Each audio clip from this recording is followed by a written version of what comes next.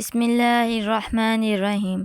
شروع اللہ کا نام لے کر جو بڑا مہربان نہایت رحم کرنے والا ہے۔ السلام علیکم ورحمۃ اللہ وبرکاتہ۔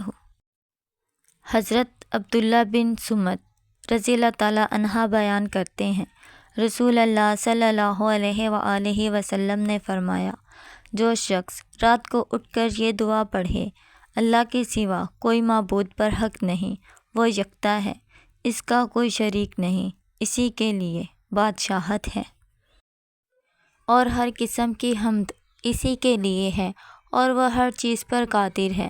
اللہ پاک ہے، حمد اللہ ہی کے لیے ہے، اللہ کے سوا کوئی معبود برحق نہیں، اللہ بہت بڑا ہے۔ گناہ سے بچنا اور نیکی کرنا محض اللہ کی توفیق سے ممکن ہے۔ پھر وہ یہ کہے، میرے رب مجھے بخش دے، فرمایا۔ پھر اس نے دعا کی تو اس کی دعا قبول کی جاتی ہے۔ اگر وہ وضو کرے اور نماز پڑھے تو اس کی نماز قبول کی جاتی ہے۔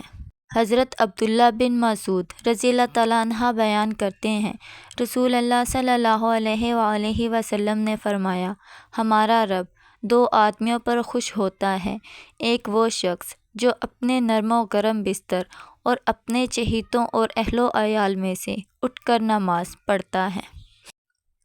اللہ فرشتوں سے فرماتا ہے، میرے اس بندے کو دیکھو کہ وہ میرے ہاں جو اجر و ثواب ہے اس کی رغبت اور میرے عذاب کے خوف کی وجہ سے اپنے نرم و گرم بستر اور اپنے چہیتوں اور اہل و عیال سے الگ ہو کر نماز کے لیے اٹھا ہے۔ اور ایک وہ آدمی جو اللہ کی راہ میں جہاد کرتا ہے تو وہ اپنے ساتھیوں سمیت میدان جنگ سے پیچھے ہٹ جاتا ہے، لیکن پھر یہ جان کر کہ پیچھے ہٹنے پر اسے کیا گناہ ملے گا اور پیش قدمی میں اسے اتنا ثواب ملے گا، تو وہ پلٹ کر آتا ہے حتیٰ کہ اسے شہید کر دیا جاتا ہے۔